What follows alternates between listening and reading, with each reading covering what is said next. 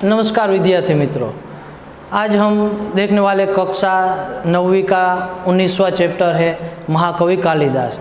कालिदास को तो हम जानते हैं कि एक संस्कृत के महान कवि थे। उन्होंने कई प्रकार के ऐसे ग्रंथ लिखे हुए हैं कि जिन्हें लेकर है कई सारे राजा है, कई सारे लोग हैं, वो नाचने लगे थे उन्हें पढ़कर भी। तो ऐसे महान कवि कालिदास का परिचय है वह हम इस पाठ के जरिए है वो प्राप्त करेंगे। सबसे पहले हम बात करें तो उनके लेखक कौन रहे? नरपत बारहट अड़वेचा।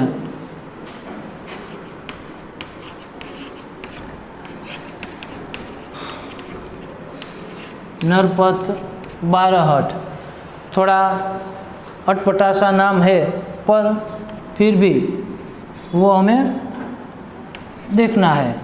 उनका पूरा परिचय है हम प्राप्त करेंगे। नरपत बारहट अड़वेचा कहाँ के थे? राजस्थानी शोधकर्ता के रूप में।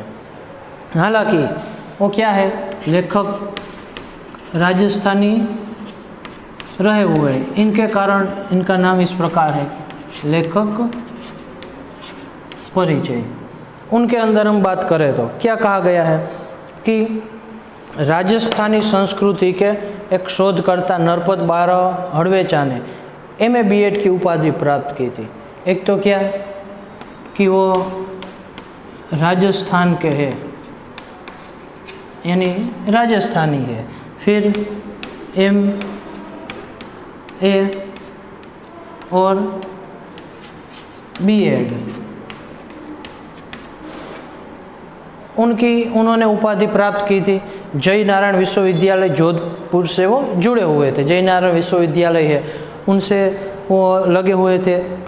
उनकी विशेष रुचि जो है वो काज लेखन नामक दिया गया है।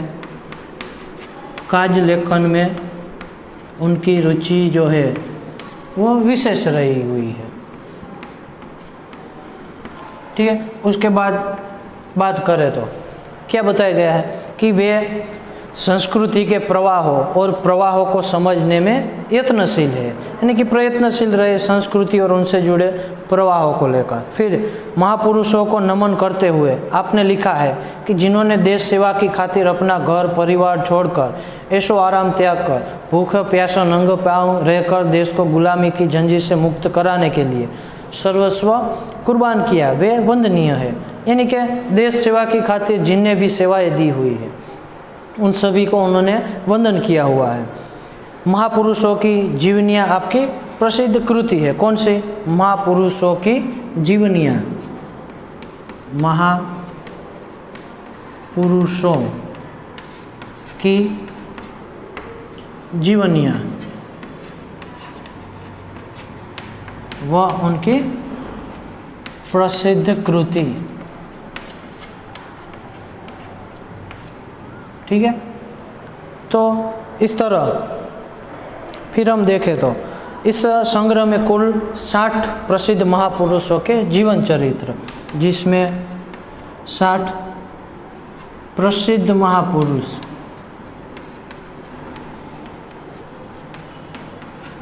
के पुरुषों के जीवन चरित्र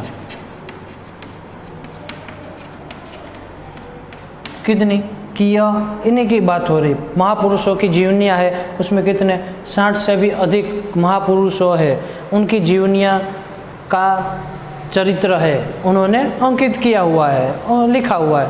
प्रस्तुत जीवनी महाकवि कालिदास में कालिदास के जन्म, परिचय एवं उसकी प्रसिद्ध साहित्यिक रचनाओं का विवरण है। यहाँ पर जो हमें मिलेगा कि महाकवि कालिदास, तो उसे लेकर भी यहाँ उनका जन्म और उनका परिचय है और साथ में उनकी साहित्यिक जो सारी रचनाएं थी उन सभी को लेकर यहाँ बात की गई है, जिनसे एक मुख्य हमें संदेश क्या दिया गया है कि किसी बच्चे को मूर्ख मानना नहीं चाहिए, क्योंकि वह मौका मिलते ही हीरे की तरह चमक सकता है।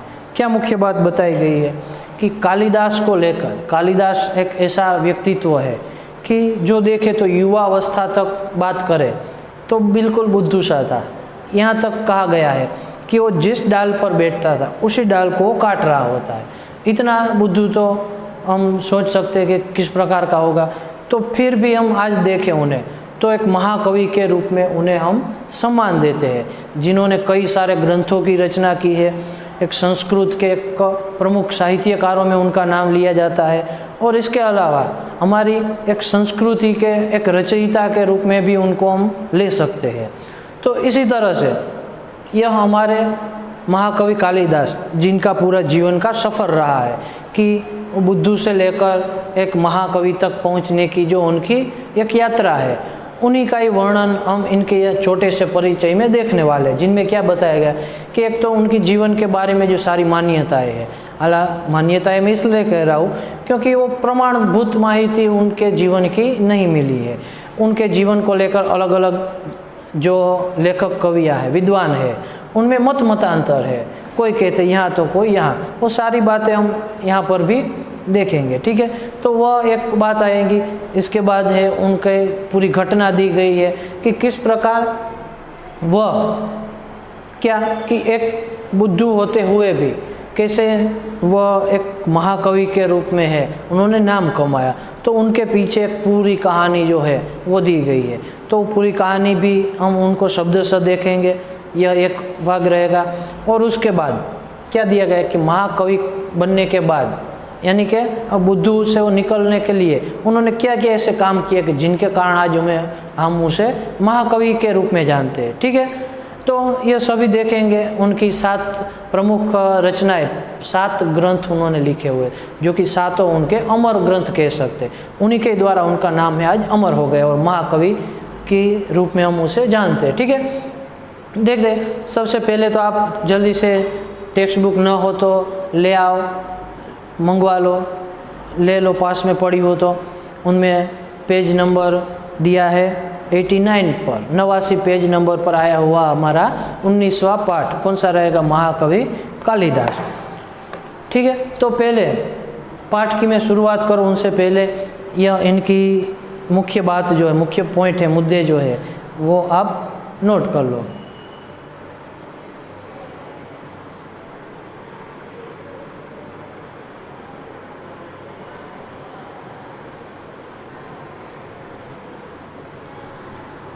ठीक है, फिर अब महाकवि के बारे में हम चर्चा करते हैं।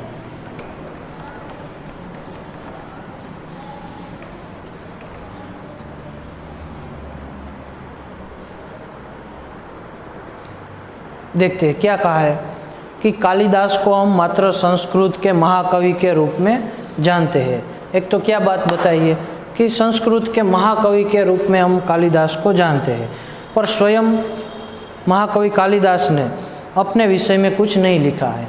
यह उनकी एक देखने योग्य बात है कि भले ही हम संस्कृत के महाकवि के रूप में कालिदास को जानते हैं, पर फिर भी उन्होंने अपने विषय में कभी कुछ नहीं लिखा है।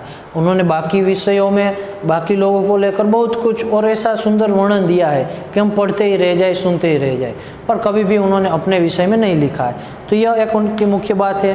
फिर क्या है, कोई कहता है कि अर्थचरित के शुरू में कवि बाण ने कालिदास का उल्लेख किया है, इससे पता चलता है कि कालिदास बाण से पहले हुए हैं। उनके यानी कि एक तो पहला पॉइंट हम क्या ले सकते हैं कि कालिदास को लेकर मतांतर,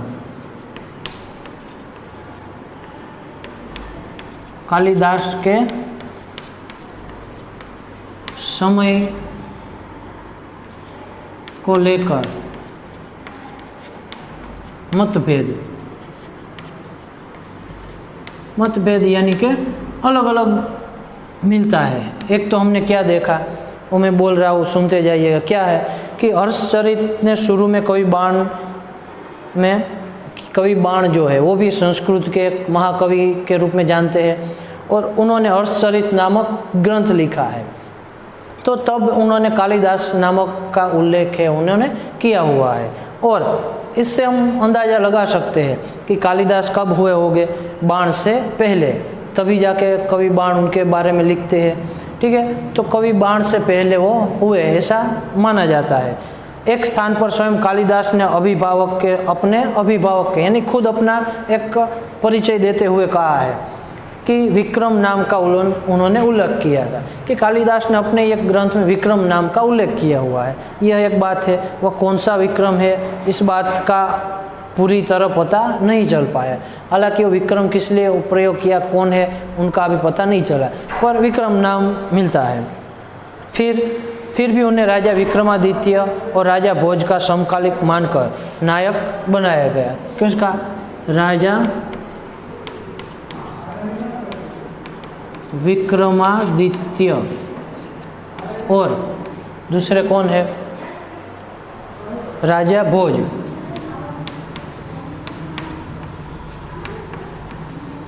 का समकालीन,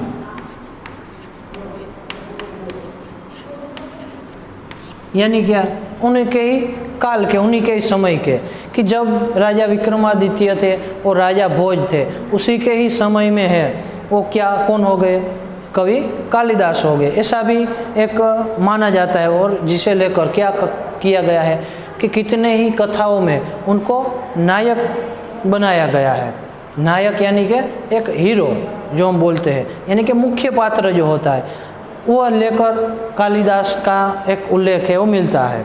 फिर क्या कहा है? विभिन्न भाषाओं में पहेलियों और लोक कथाओं में उनकी विद्वता, कविता और चमत्कारिक प्रसंगों का वर्णन मिलता है। कि जो अलग अलग तरह की पहेलियाँ मिलती है और लोक कथाओं में भी देखें तो कालिदास का नाम है वो किस तरह लिया जाता है कि वो एक तरह के विद्वता से जुड़े हुए व्यक्ति थे, एक विद्वान थे, कविता के रचयिता थे, और इसके अलावा वो चमत्कारिक प्रसंगों के निर्माता के रूप में भी उनका पात्र है वो लिया जाता था। ठीक है, तो यह उनसे जुड़ी बात, यह उनका परिचय को लेकर बताया गया है। फिर हमारे यहाँ मुख्य पॉइंट का है, तो यहाँ कौन सा मिलेगा? जन्म और परिचय।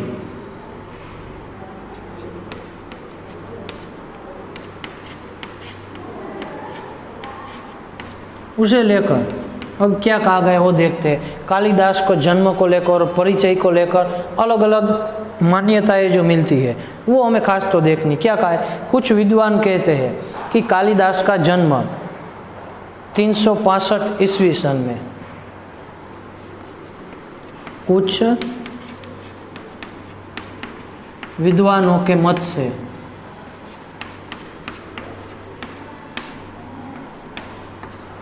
जन्म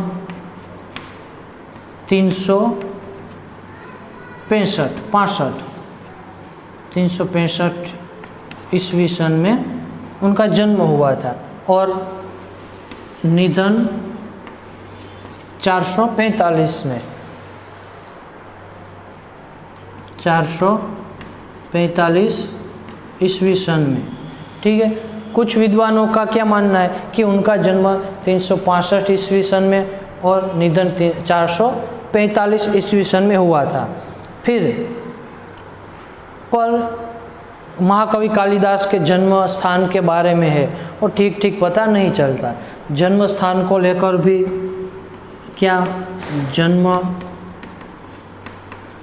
स्थान को लेकर मतभेद मत रहा है। क्या रहा है कि एक तो ऐसा कहते हैं, कुछ विद्वानों ने उनका स्थान उज्जैनी, कुछ विद्वानों के अनुसार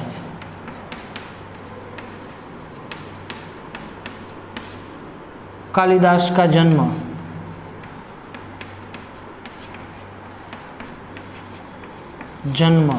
कहाँ हुआ? उज्जैन, उज्जयिनी इस प्रकार भी दिया है और उनका उज्जैन आज के अनुसार हम लिख सकते हैं। उज्जैन में हुआ था, उज्जयिनी में उनका जन्म हुआ था। क्या अलग अलग मत, यह सब कुछ कहीं प्रमाणभूत माहिती नहीं है, यानी कि साबित कर सके इस तरह से यह कहीं नहीं मिलेगा। पर विद्वानों ने जो देखा हुआ होता है, जाना हुआ होता है, जो उस समय में हो गए, उनके अनुसार अंदाजा लगाते हुए कहा है। क्या कहा है कि जन्म को लेकर 365 ईस्वी सन, निधन को लेकर 445 माना गया है। और फिर जन्म स्थान को लेकर भी अलग अलग मत है। कुछ विद्वानों ने क्या कहा कि उनका जन्म उज्जैनी में हुआ। ठीक है, तो अब आगे देखें तो क्या बात हुई है कि कहा है कि जो सही लगता है, कुछ विद्वानों का ये उज्जैन उनका जन्म स्थान मानना सही भी लग रहा है। ऐसा क्यों कहा है? क्योंकि मेघदूत में स्वयं कवि ने, मेघदूत नामक महाकवि कालिदास की एक रचना है जो कि एक वर्षा ऋतु पर आधारित है। और मेघों को, मेघ यानी क्या होगा? बादल, और दूत यानी कि उसे एक तरह से कहे जो भेजने वाला, कि हम दूत के द्वारा संदेशा भेजते हैं और वह पहुंचाता है, तो दूत कहा जाता है। तो यह मेघ को, बादलों को उन्होंने दूत बनाकर अपनी प्रियतमा तक पहुंचाया हुआ, ऐसा एक वर्णन उन्होंने मेघदूत में दिया है। ठीक है, तो यही बात है कि कहा है कि मेघदूत में स्वयं कवि कालिदास ने उज्जैनी को विशेष दर्शनीय कहा है, कि उज्जैनी स्थान को लेकर है, उन्हें यह दर्शनीय स्थान बताया है। और लंबा रास्ता पड़ने पर भी, कि मेघ को कहा है कि भले ही लंबा रास्ता होता हो पर फिर भी तुम उज्जैन होकर ही जाना, उज्जैन से ही जाने को बादल को अनुरोध किया है। तो इस तरह कहा गया है कि उज्जैन के साथ विशेष प्रकार के एक लगाव को लेकर, उनके एक विशेष प्रकार के एक आकर्षण को लेकर विद्वानों का यह मानना है कि उनका जन्म कहाँ हुआ होगा? उज्जैन में हुआ होगा। ठीक है, तो यह एक उनके जन्म को लेकर, उनके परिचय को लेकर है, वो बात बताई गई। इसके आगे भी है, वो थोड़ा उनके समय को लेकर, राजा विक्रमादित्य को लेकर परिचय दिया गया है। ठीक है, तो जल्दी से यह सारे पॉइंट जो है नोट कर लो।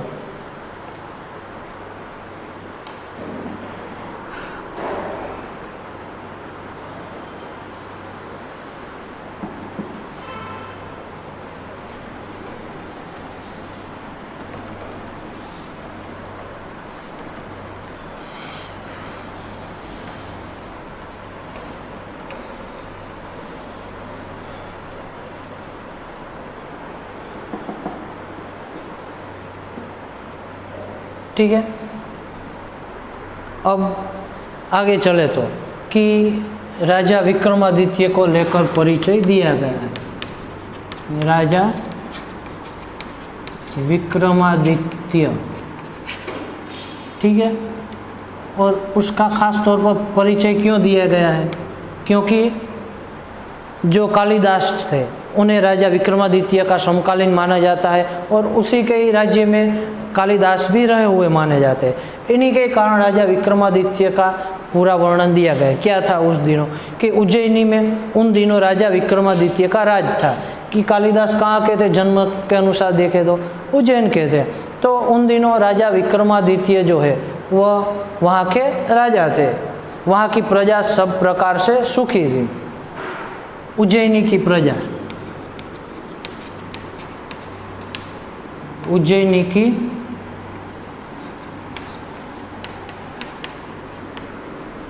प्रजा सभी प्रकार से सुखी थी। यानी राजा विक्रमादित्य ने इस प्रकार अपनी शासन व्यवस्था चलाई थी, राज्य व्यवस्था, कि प्रजा को किसी भी प्रकार की कोई भी मुश्किल न पड़ती थी। इस प्रकार उज्जैनी की प्रजा है वो सभी तरह से सुखी थी। साहित्य और कला की उन्नति चरम सीमा पर थी। साहित्य और कला की उन्नति हुई थी, यानी कि साहित्य और कला को बहुत नाम मिला था। राजा खुद भी उसे मानते थे। तो इनके लेकर उनकी उन्नति जो है साहित्य और कला की, वो सबसे ऊपरी थी। राजा विक्रमादित्य ने अपने नाम से ही विक्रम संवत चलाया था। विक्रमादित्य द्वारा विक्रम संवत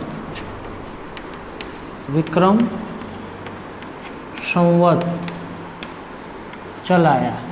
अब विक्रम संवत को लेकर आपको शायद प्रश्न होगा, क्या शक संवत होता है, हुण संवत वगैरह अलग अलग जो है वो कैलेंडर मिलते, एक तरह से कहे तो उसे कैलेंडर कहा जाएगा।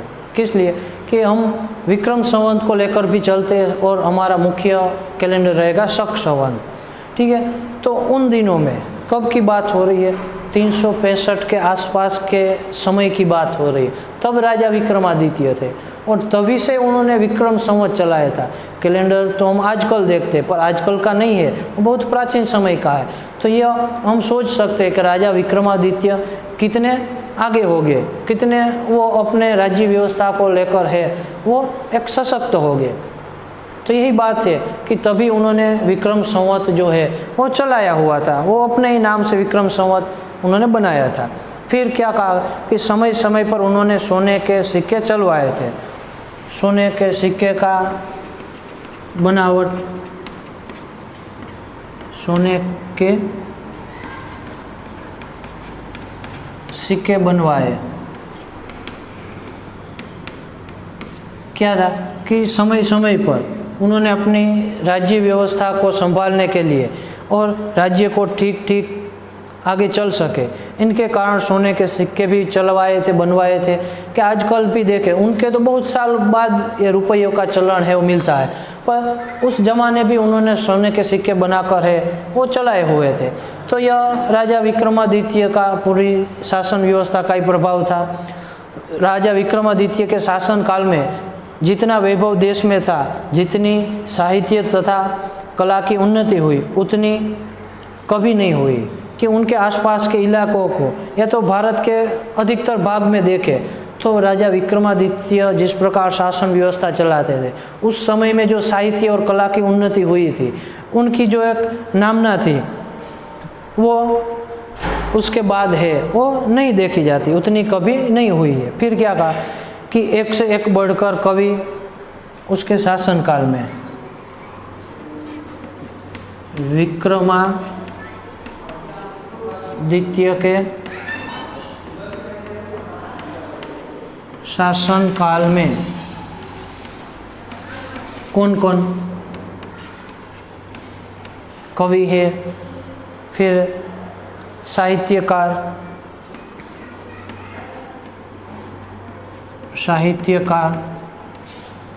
वैज्ञानिक, इनमें दिए हुए इस शब्द में लिख रहा हूँ, ठीक है, मेरा अपना कुछ नहीं है।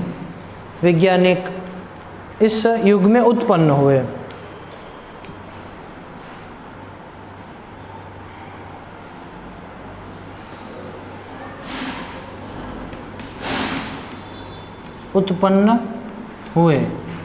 क्या हुआ है कि उनकी पूरी शासन व्यवस्था को हम यहाँ यह छोटे से मुद्दों में देख सकते हैं कि राजा विक्रमादित्य ऐसे राजा थे कि उन्होंने अपनी शासन व्यवस्था को पूरी तरह चलाने के लिए सोने के सिक्के बनवाए, विक्रम संवत चलवाया। यहाँ तक कि साहित्य और कला का भी वो इतना प्रेमी था कि सभी लोगों को साथ में रखकर वो चलते थे, जिन्हीं के कारण उसी समय में देखें तो कवि है, इसके अलावा साहित्यकार कहे, वैज्ञानिक कहे, संगीतकार कहे, उनकी इतनी उन्नति हुई कि आज तक उतनी उन्नति हम किसी भी काल में नहीं देख सकते।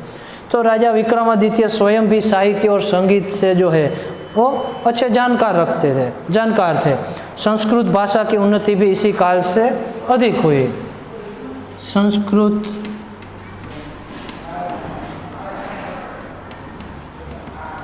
भाषा की उन्नति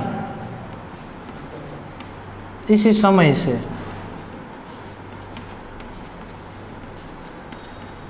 तो क्या हुआ कि संस्कृत भाषा कहे या तो कई सारे लोग कहे, कवि कहे, वैज्ञानिक, सभी तरह से एक तरह से देखें तो राज्य की प्रत्येक बातों को लेकर विक्रमादित्य इतने सजग थे कि प्रत्येक बातों में उन्होंने अपनी शासनकाल को इस तरह जोड़ा हुआ था कि कोई कहीं दुखी न था। और इन्हीं के कारण कहा कि उज्जैनी की सारी प्रजा है वो सभी प्रकार से सुखी थी। ठीक है, तो यह जल्दी से बोर्ड में लिखी हुई ये बातें हैं, इतने मुद्दे हैं, वो कंप्लीट कर लीजिए। फिर मैं आपको आगे कहानी की ओर ले जाऊंगा। जल्दी से लिख लीजिए, 1 मिनट आधे मिनट तक रुकता हूँ।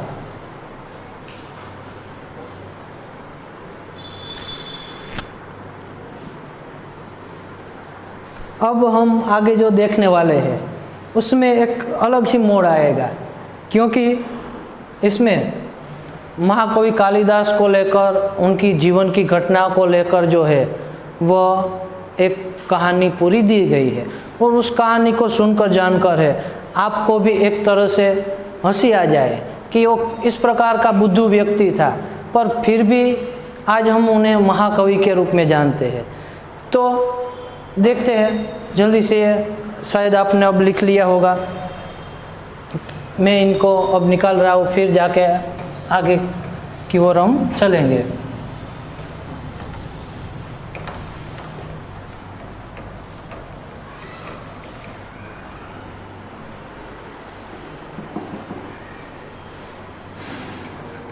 ठीक है, साथ में लिखते भी जाना, यदि छूट गया तो फिर पूरा पाठ आपको पढ़ना होगा, समझ रहे। यदि इतने पॉइंट्स आपके पास लिखे होंगे और एक बार ठीक से पढ़कर यहाँ से ही समझ लिया होगा तो फिर इतने पॉइंट से ही आप वापस पाठ पढ़ सकोगे, नहीं तो आपको पूरा पाठ वापस पढ़ना होगा। इसलिए लिखवा रहा हूँ, ऐसे ही से मुझे भी कुछ मेहनत करवाने से फ़ायदा नहीं है, कुछ ना कुछ मिलेगा। जब परिश्रम करोगे तभी फल मिलेगा। तो इसीलिए लिखते भी जाओ और कह रहा हूँ सुनते भी जाओ, समझते जाओ। फिर कहा कि अपने पूर्व जीवन में बुद्धू माने जाने वाले कालिदास जो है वो विक्रमादित्य के दरबारी कवियों में सर्वश्रेष्ठ थे। कालिदास विक्रमादित्य के दरबारी कवि जो कि हम देखते कि पहले के समय में क्या हुआ करता था कि राजा जो है वो अपने दरबार में अलग अलग विषयों के जो विद्वान होते हैं उनको एक रत्नों के तौर पर है वो रखते थे, उसे रत्न कहा जाता था, 9 रत्न होते थे। तो इनमें इस तरह देखें तो विक्रमादित्य के दरबार में कालिदास जो है वो एक महाकवि के एक श्रेष्ठ स्थान पर बैठे हुए थे।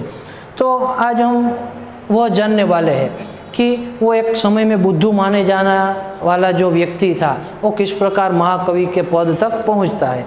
कालिदास के अतिरिक्त 8 और कवि भी दरबार में थे जो नवरत्न कहलाते थे। तो इस तरह ये नवरत्नों में से एक थे। फिर कालिदास के विषय में कहा जाता है कि वे युवावस्था तक निरक्षर थे। कालिदास जो है, कालिदास युवावस्था तक निरक्षर, निरक्षर यानी क्या होगा वो पता है, बिना अक्षर जाने, यानी कि पढ़े लिखे ही नहीं थे, काला अक्षर भैंस बराबर, वो बिल्कुल निरक्षर थे। फिर क्या कहा कि जिस डाल पर बैठते उसी को ही काटते थे। वो निरक्षर तो थे, साथ में बुद्धू भी थे कि जिस डाल पर बैठते उसी डाल को काटते थे। निरक्षर होने पर भी वह इतने विद्वान और महाकवि किस तरह बन गए, इसकी भी एक बड़ी विचित्र और रोचक कहानी है कि वो इतने, जो मैंने अभी तक आपको बताया कि वो इतने महाकवि के रूप में हम उससे जानते हैं कि इतने निरक्षर होते हुए भी वो महाकवि के इस महान पद पर, ऐसे स्थान पर है, कैसे पहुँचे, एक विद्वान कैसे बने, उनकी भी एक रोचक और विचित्र सी कहानी दी गई है, जिन्हें भी हमें जानना है और फिर जाके हम यह पूरी घटना का आनंद लेंगे। सबसे पहले क्या है कि एक तो विद्योत्तमा नामक जो स्त्री है, युवती है, उनके बारे में दिया गया है। क्या होगा, विद्योत्तमा का परिचय। अब यह हालांकि एक छोटा सा पॉइंट कह सकते हैं, इनके अंदर भी मुद्दे हैं वो रहेंगे। क्या रहेंगे कि विद्योत्तमा एक तो कौन थे कि राजा शारदानंद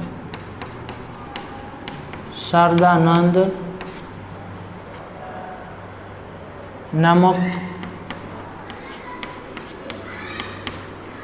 राजा की पुत्री थी।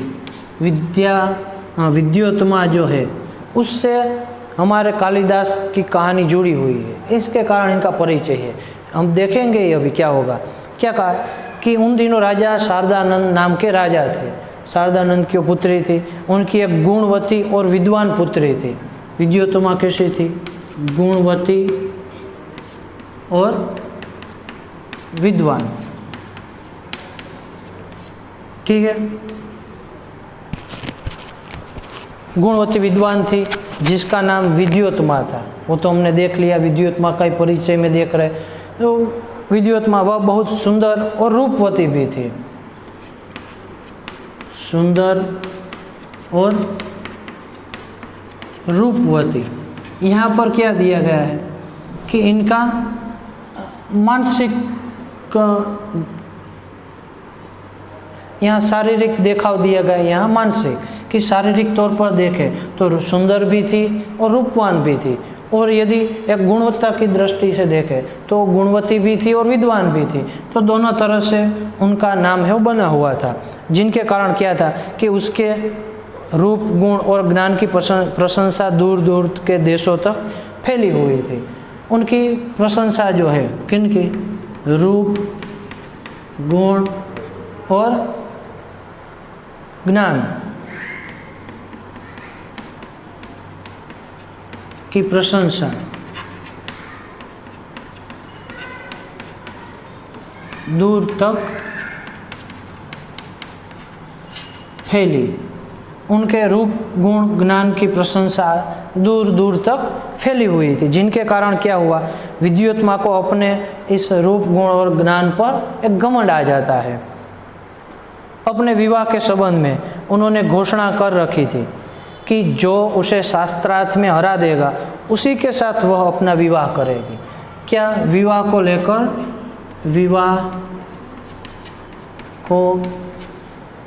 लेकर घोषणा, क्या घोषणा कर रखी थी कि जो